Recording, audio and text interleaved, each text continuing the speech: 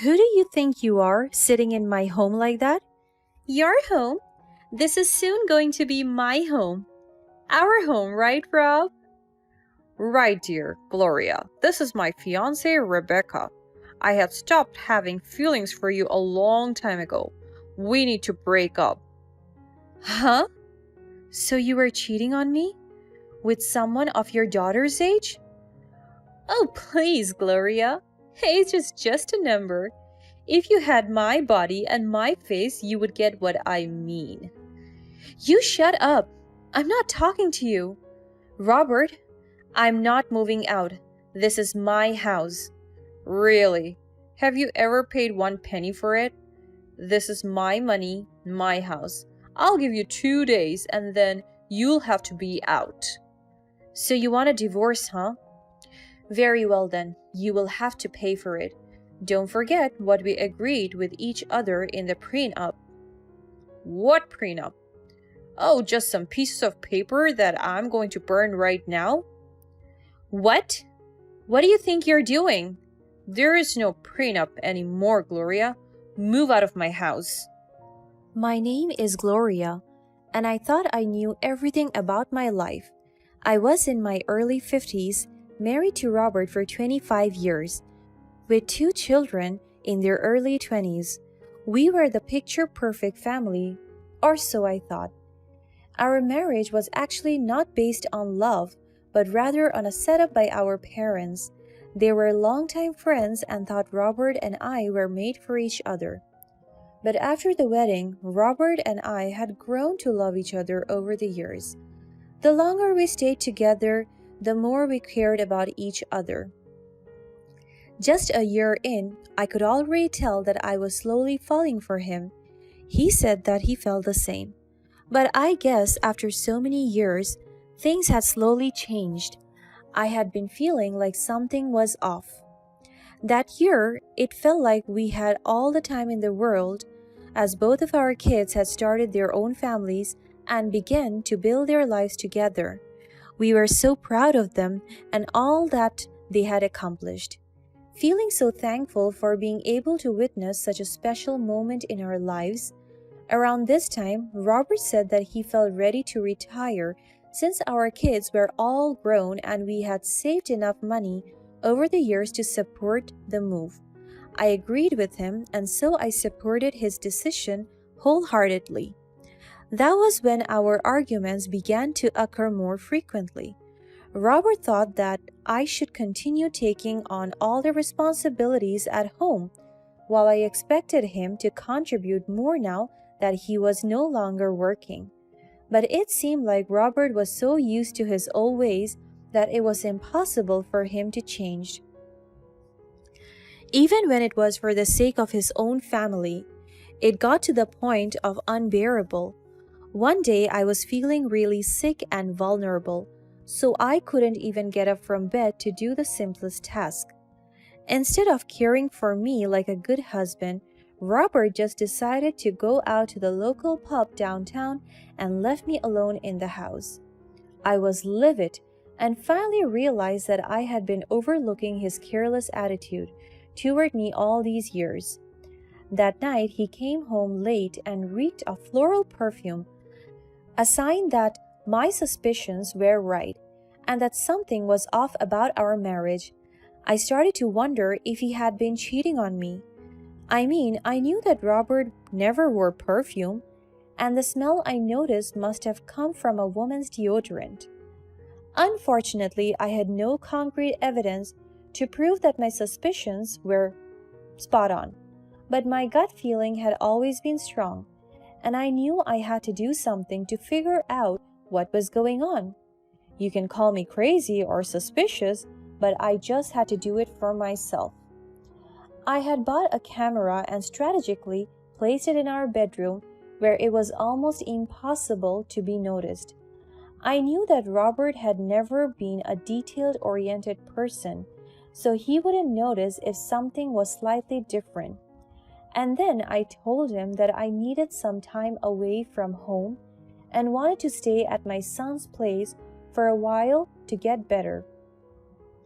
This was something that I felt was necessary to help me gain clarity, perspective, and a renewed sense of hope. I promised myself to never doubt him again if he passed that crazy test. I was praying that I was just being paranoid, because as strong as my gut feeling was, I hoped that I was wrong. But sadly, I wasn't. Just as I had suspected during those couple of days, he took home a woman. I couldn't make out her features properly, but she looked incredibly young, almost the same age as our children or even younger. Even though I had thought of that scenario, it still hit me like a truck. My heart sank as I watched the footage on screen. They were laughing and chatting, looking like they were having the time of their lives. I felt a wave of nausea wash over me as I watched them walk through the bedroom door. I was shaking. It was supposed to be our home, the home we had built together over the past 25 years, the home where we had raised our children and made countless memories. And now, he was bringing this woman into our home? How could he do that to me? How was I supposed to go on from there? All of these questions clouded my mind and shook me to the core. I felt like my whole world was crumbling around me.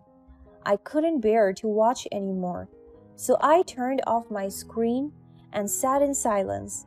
My mind was racing with a million thoughts and emotions. Anger, sadness, betrayal, and hurt all mixed together in a confusing jumble. But with the proof in hand, I knew I could file for a divorce.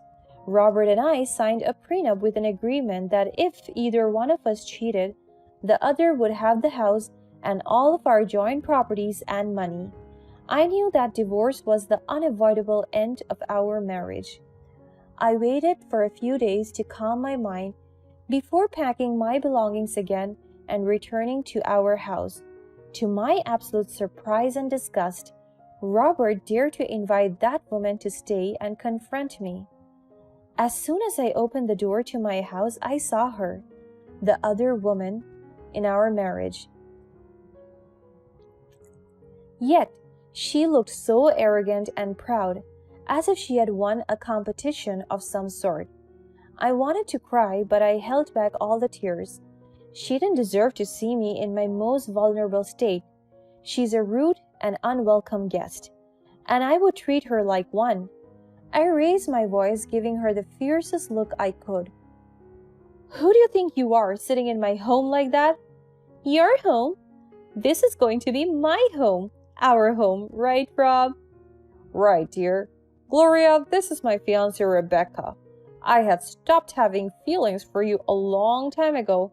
We need to break up. Huh? So you were cheating on me? With someone of our daughter's age? Oh, please, Gloria. Age is just a number. If you had my body and my face, you would get what I mean. You shut up. I'm not talking to you. Robert, I am not moving out. This is my house. Really? Have you ever paid 1 penny for it? This is my money, my house. I'll give you 2 days. And then you will have to be out. So, you want a divorce, huh? Very well then, you'll have to pay for it. Don't forget what we agreed with each other in the prenup. What prenup? Oh, just some pieces of papers that I'm going to burn right now? Robert looked dead at me in the eyes, with some documents in his hands. I could see the big title on the papers. They do look like a prenup agreement. I was taken aback by Robert's cruel smile. He held up a small lighter, in just a few seconds, lit the papers on fire. What? What do you think you're doing? There is no prenup anymore, Gloria. Move out of my house. You think you've won the game, Robert? Gloria, I know we have. Don't you know that Robert had already transferred all the money from your joint account to mine? You shouldn't have left your home for so long. I mean, the place needed a new woman. Am I right?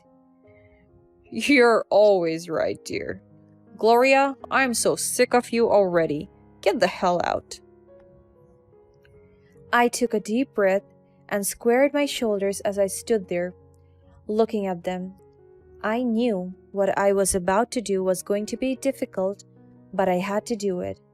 I had to stand up for myself and make my own husband my enemy.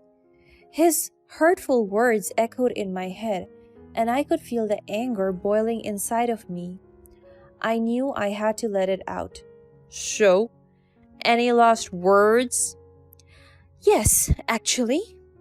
I just want to let you see something that I have on my phone and will possibly send to everyone we know. I turned the screen of my phone towards them.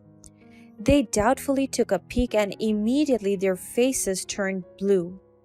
It was the footage of them in bed together doing the unspeakable. What? Your turn to be speechless? Interesting. They were furious. Rebecca immediately walked towards me, snapped the phone out of my hand, and threw it away. The phone hit the wall and fell hard on the ground. The screen was broken, but I remained as calm as I could. Oh, do you think that's going to solve everything? Don't you young people have a lot of exposure to technology? You know that I could store it online anywhere I want, right? And maybe if I feel like it, I could send it to anyone who wants to see it. You ugly old witch! You're just jealous that I'm younger and more beautiful than you. Why don't you admit it, huh? You're never gonna have what I do. Not anymore. You're right. I am so jealous. I am so jealous that I've placed so many cameras around this house just to watch you. Could you believe it? What? Look around you. You're practically in a TV show now if I decide to make some edits later.